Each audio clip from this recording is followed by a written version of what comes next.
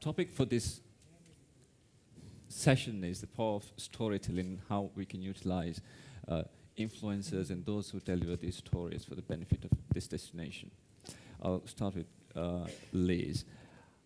How important do you think as a destination to take our stories out, to use influencers? How powerful are the influencers in the world in terms of marketing destination?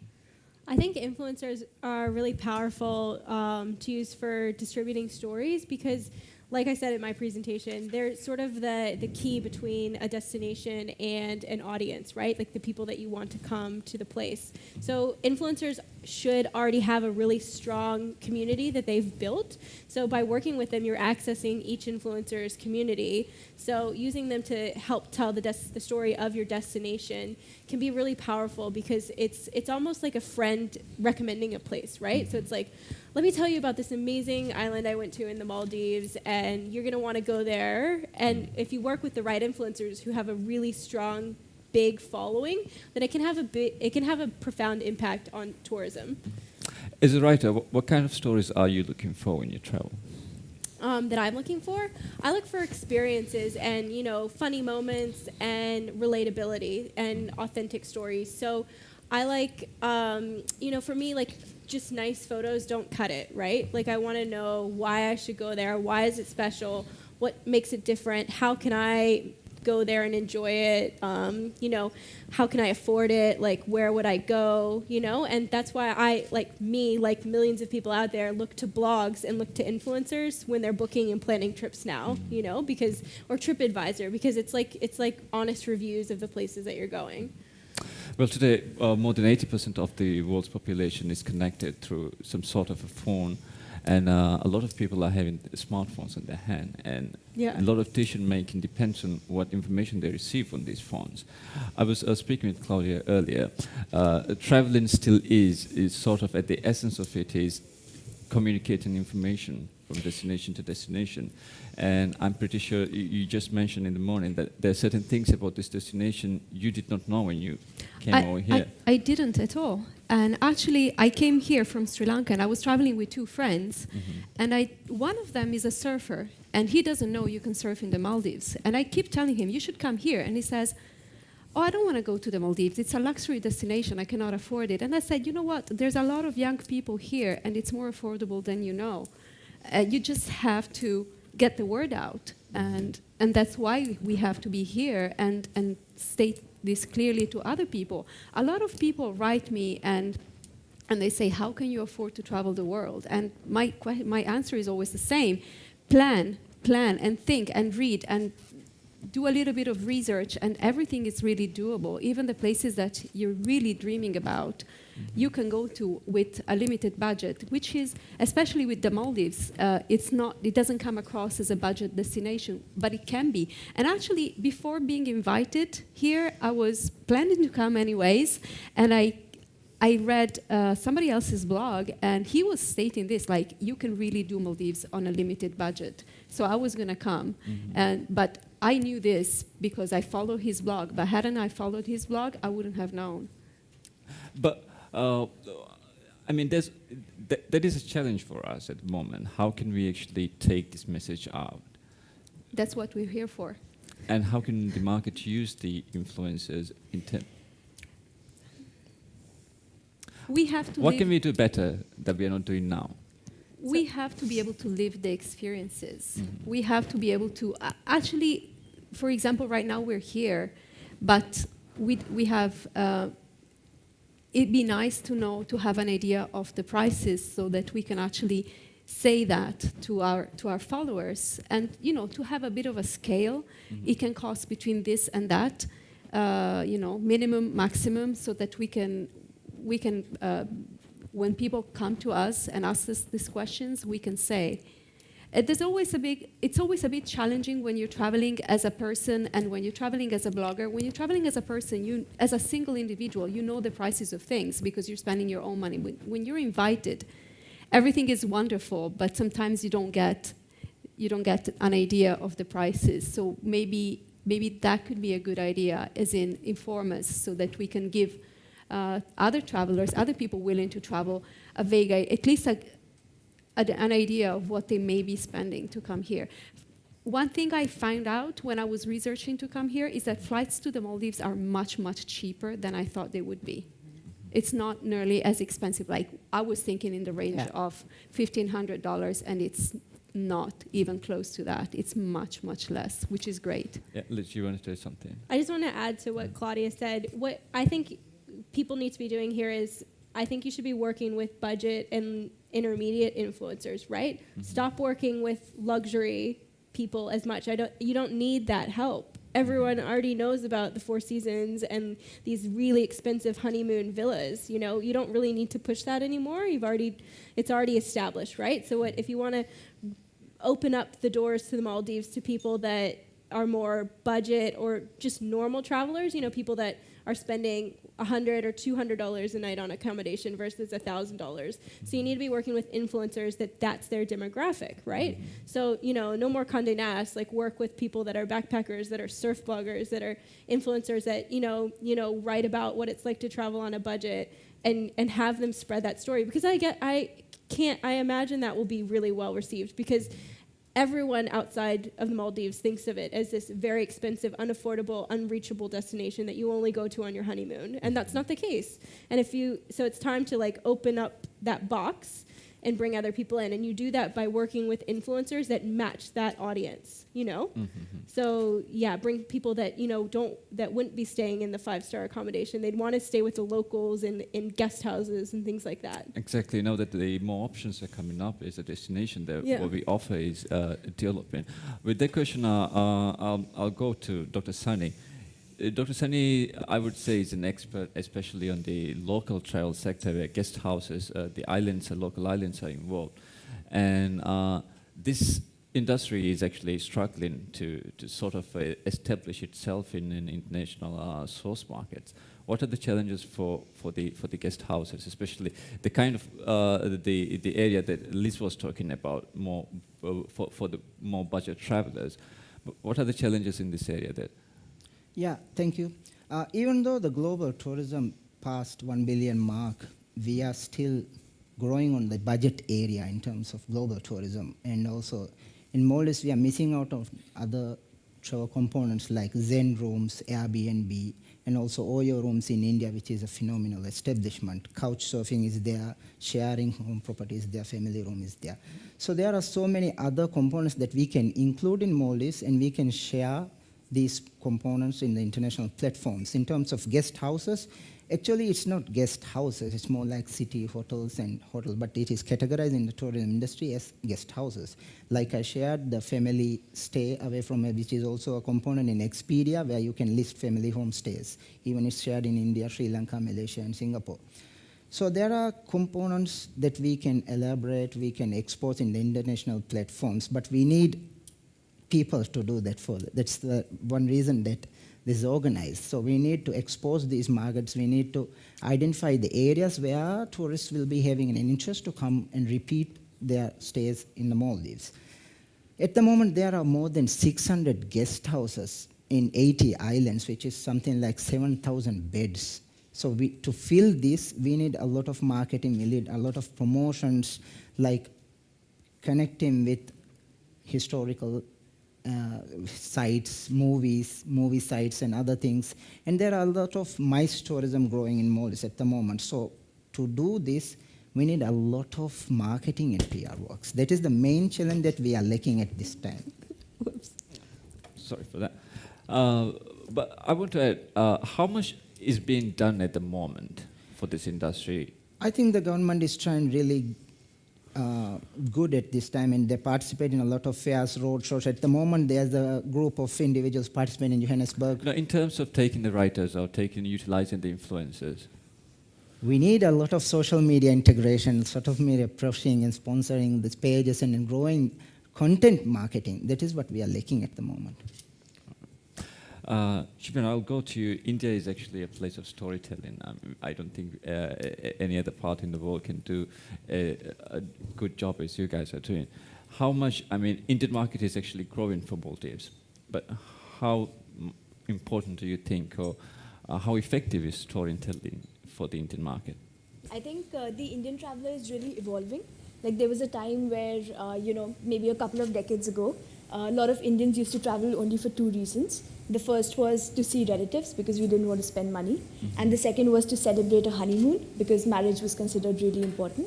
But I think that has really changed over the last 10 or so years. And I think one of the things that has also changed is the amount of information that's available online. So, an Indian traveler wants to travel maybe somewhere nearby, but then we also have a lot of options. So we can go to the south of India for, good beaches, but then we can go further south to Sri Lanka, we can go to Mauritius, we can go to the Seychelles, we can go to the Maldives. So why should anyone pick the Maldives over all these other islands that are equally accessible to us, that also have high-end resorts, that also have, beautiful beaches? What makes the Maldives stand out? And I think that's where storytelling plays a huge role. And I think the moment you build an emotional connect with the readers, with the listeners, with the travelers, that's when you have, one destination being prioritized over another destination. So I think storytelling that way plays a huge role for the Indian market to even know that this is no longer just a luxury honeymoon destination, but there are so many other options. There are so many culture seekers, there are so many people who are interested in history and so forth. And these are things that we don't really know about the Maldives. So I think that's where influencers play a big role to tell these stories to the right kind of audience. Bashir, I want to ask you, now there are multiple platforms where we can actually tell stories. What platforms or what tools do you think are most effective when it comes to your audience? Personally, I'm from a Facebook country, like India. People from my country respond very, very quickly on Facebook. But most of my readers also go to the blog because I programmed it to be that way. I write 5,000 word narratives. Like I made my readers read. You have to get used to me. If you're following me, you have to get, this is what you get. So for me, it's the blog and the Facebook that's very strong. And I'm starting to turn my Instagram into a narrative also, as opposed to imagery. And I have very, very great responses through the narrative as opposed to the picture. Like nobody notices my pictures anymore because it takes a lot of getting used to. You have to be consistent. You have to tell the audience, this is me, this is what you get. I'd like to ask Liz the same question. What are the medias that are most effective when it comes to connecting with you? I mean, for me, my blog is my biggest following, and like you, I write very long form, but on my blog I incorporate a lot of visuals. So I break up my text with photos and videos that I do as well. And I remember once I had a big PR marketer tell me that no one reads anymore. And I was like, that's so not true, because I'll write a 2,000 word article and then have 500 comments underneath it interacting with that. And I always think of it as that, like, how I structure my stories, like I split it up so you don't land on it and think you're reading that many words. It's like hiding vegetables in the food for the kids. Like, people don't know they're reading that much. So I think that's the most powerful tool for me, but also because I create a dialogue on my blog in terms of, like, I always ask tons of questions to get people talking. But I think from a global perspective, from English-speaking places and markets, visuals are really important. I think photograph, obviously, like Instagram is massive, right? 700 million monthly users, that's huge. But if you notice on Instagram, like, organic engagement on images is dying, and has been dying for years because they want to invest in marketing budgets on it. So now the emphasis is on stories and live video and live sharing. And I feel like that's the direction that everything is moving towards. Like, vlogs and video and, like, messy, unpolished content is getting more and more effective. You don't need, like, a video production crew of 20 people to make a video to share the story of a place anymore. You can bring one person who will shoot it themselves, and it can reach 20 million people. Like, the rules have just been destroyed with that. But I think video and photos, but I think video is the most important. Shivya, I'll ask the same question to you. What do you think is the most ideal or effective medium? So I think, like Trisha said, I'm from a Facebook country as well. People do respond really well to Facebook these days. not just because it's where all their friends are, but I think it's also where when you go to a destination, that's where you share all your content as well. So it's a whole cycle. But I think Instagram is really picking up in India now, in South Asia in general. But I think people are still reading. I think that's where stories play a big role as well, because you can find all the information. You can find it online, on guidebooks. You can find it everywhere. You can find the facts everywhere. But when it comes to stories, there are only, a handful of people who are still telling those stories in a compelling way. And I think that's what inspires people to pick one destination or to travel in a certain way. Like we were talking about responsible travel in the Maldives earlier. So it is because of these stories that people are choosing to make their travel choices in a certain way. And so storytelling, whether through videos or whether through writing, is still very powerful, I believe. So, is it okay for me to believe that most of your readers are from Europe? Actually, they're from the US. Oh, okay. Because I write in English. I'm Italian, but I write in English. I see. Well, in terms of markets, I think it's different how different markets react to negative stories about destination. And when it comes to Europe and the American travelers, it's often the negative stories have huge impact. How can we counter this impact using influencers? Could you define negative story? Because I'm not sure I'm understanding Well, a that. negative story can be anything from the practices we might have in waste management. That might not be. So there can be a story related to a political situation. Okay, I'll give you an example of a very recent situation I've been in. I've been in Sri Lanka, and there's one thing in Sri Lanka that is still very common that they do. It's elephant riding. And right now, a lot of bloggers are taking a clear stance against the use of animals in tourist attractions. And I've seen the two sides of it. I've seen people riding elephants in chain, and that got me in a rage. But I've also seen places that are doing very responsible safari tours where you really are immersed in nature. And they tell you from the very beginning, you may see an elephant, you may see two, or you may see none. I don't know if they're going to come out. And I've also experienced that. And that's a very good story to show the readers, you may experience this, but on the other hand, you may also get the very good side of things, which is animals immersed in nature. And that goes for just about everything. And what I try to do personally in my blog is always try to counterbalance a very negative story with a very good one, because there's always, always, always the other side of the coin.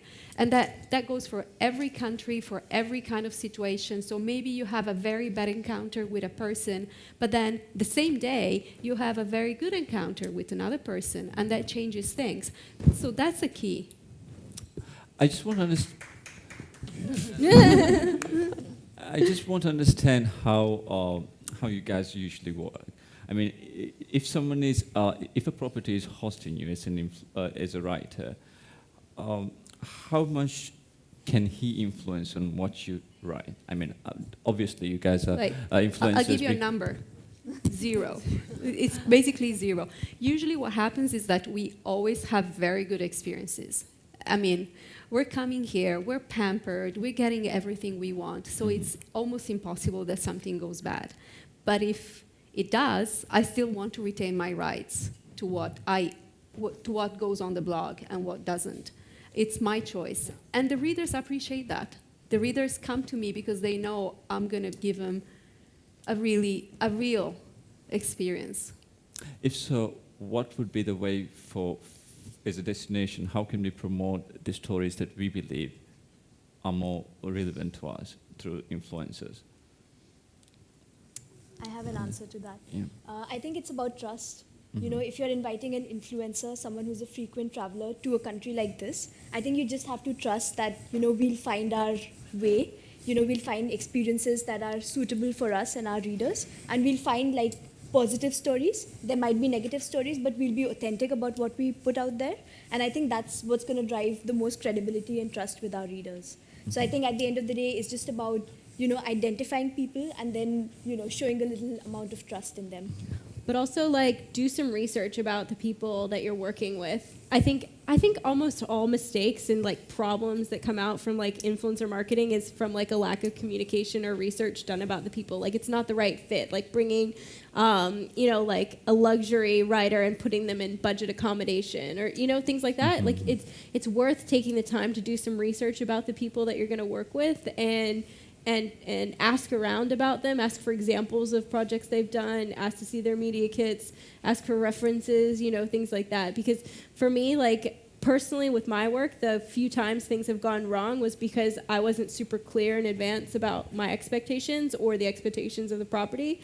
But at the same time, journalism 101 is you cannot force feed stories or brand messages like that. I mean, the lines are definitely blurred now because a lot of influencers work at, paid advertising. It's all changed, right? Like you would never dream 10 years ago to like tell a journalist what they can and can't write, But if you trust that you're working with the right people that fit your brand, then that should happen organically, and then just show them and be honest and be like, hey, we have this like, we're working on sustainable tourism like this, that might be the kind of thing that your readers are interested about. Like if that's your focus, bring someone over who has like, a blog that focuses on green travel, and they'll be sharing that message accordingly. I'd like to, yeah, please. I think no one's also talking about your branding because experiences are subjective and cultural. So, for example, I go in a luxury hotel in Hong Kong. These are Chinese people, and we don't expect the same service because this is their culture.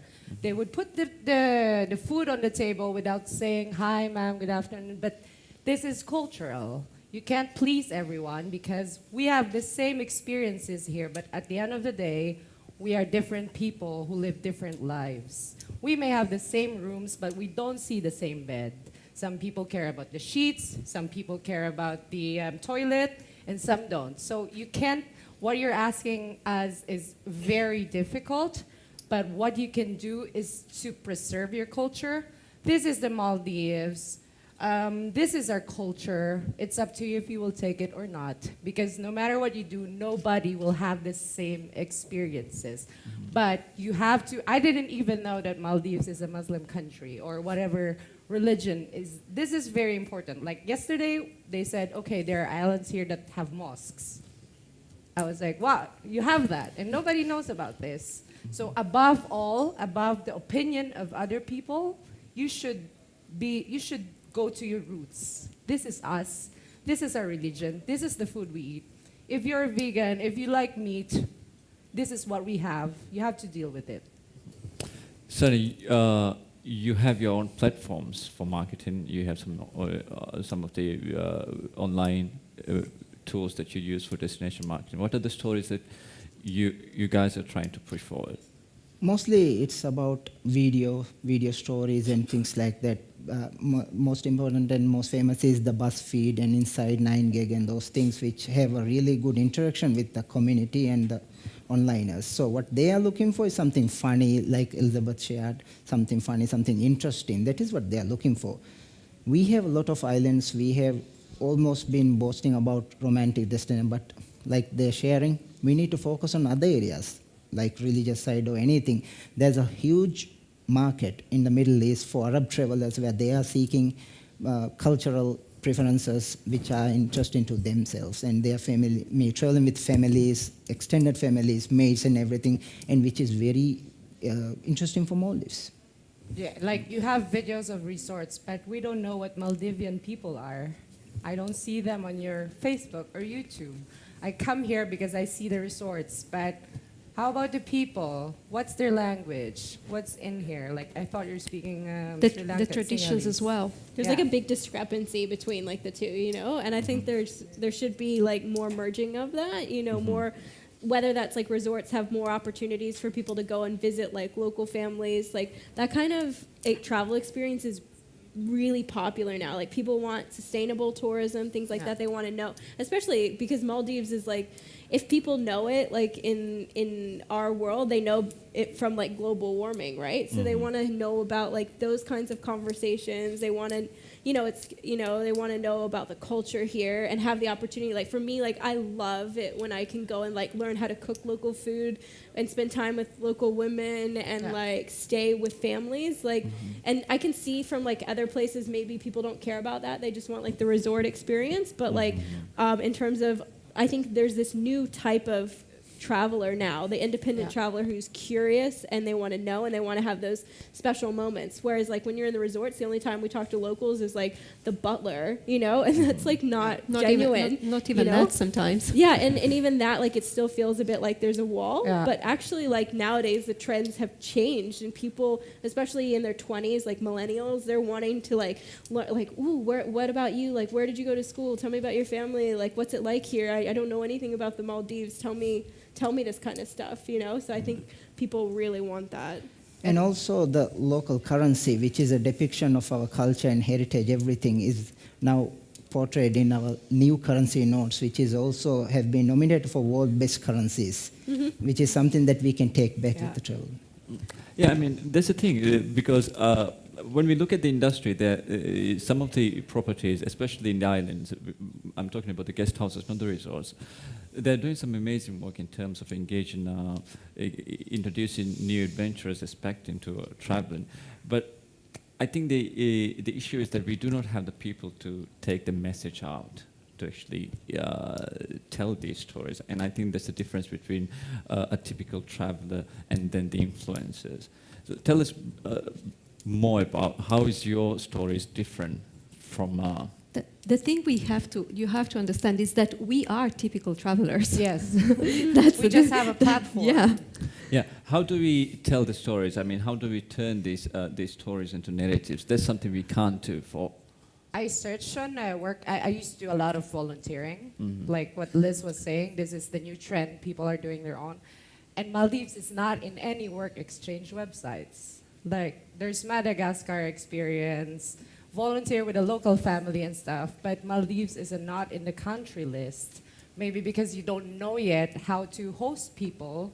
And like what Claudia was saying, normal people, I'm not saying we are the typical travelers, but people without internet influence have that influence. They can come home, they can tell it to their mothers will tell their aunts will tell their uncles, and the whole family's involved. And they're gonna talk about the child who went to volunteer in the Maldives, who were living with this family, learning this language, eating this food. And I think this is what you don't have, because when I come here or when I ask my readers or our readers, it's a bit snobbish. The stature of Maldives is like, I can't go there, I don't have money.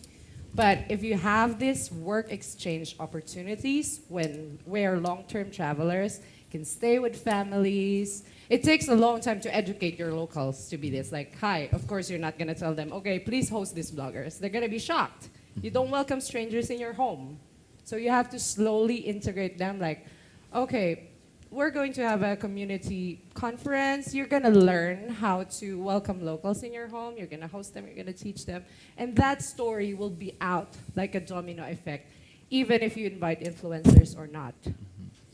Through your experience, what are the things that as a destination... I'm sorry, you wanted to add something. I think that's really interesting that what she shared, but there are volunteers and teachers and also a lot of volunteers coming to clean the beaches, engaging with community. What we don't have is, again, the promotion and the marketing of these stories to the end readers. That is what we are lacking. We have those components, and not that much, but we have it in Maldives. That's exactly... Yes, Liz. Oh, I was just going to add, so I think there's two parts of this. Like, the brands in the Maldives can be doing a better job about working with influencers to help share those stories, right? So that they reach more people. But I also think the hotels and the brands need to be doing a really good job of building their own stories as well. So for example, on Instagram, right? You have a big hotel in the Maldives on Instagram. Every photo can't be a photo of the hotel room. That's not a story, right? But like the best travel brands on social media, like Tourism Australia, which is #1 across all platforms, every photo that they share targets a very specific message and content and theme. And I think hotels and airlines and destinations can be doing this. The really good ones are doing the same thing on social media, right? So it's you have to you're selling the destination as a whole. You're not just selling the hotel room, and you need to remember that. So that's people, that's food, that's lifestyle, that's landscape, that's nature, it's wildlife, you know, activities, experiences, adventures. So all of those themes need to be clear on the brand's messaging, right? And that's something I think that people could be doing better. Because when I look at hotel Instagrams in the Maldives, it's blue water. It's it. And I get it. Like, that's popular, but everyone knows that. So if you want foreigners to be seeing that kind of stuff, you need to be sharing that message as well. And it will grow, you know? Thank you, everyone. Sunny, thank you for being here, and thank you all our panelists. Thank you for flying from your home and then sitting with us here today, sharing your information and insight into the industry. Have a nice stay here in Maldives, and thank you.